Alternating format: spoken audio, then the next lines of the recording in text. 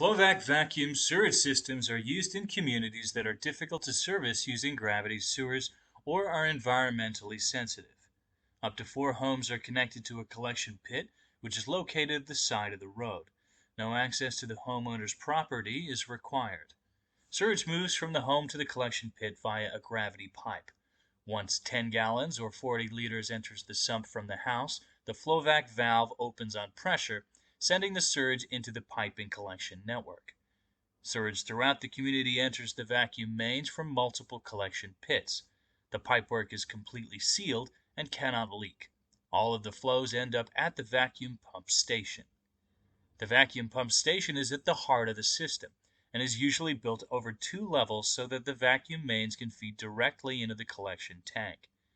Vacuum pumps only turn on when the negative pressure in the tank is dropped due to an inflow of sewage and air.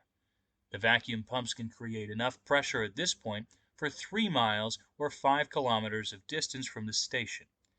The sewage pumps discharge the sewage from the collection tank to a treatment plant or a nearby sewage network.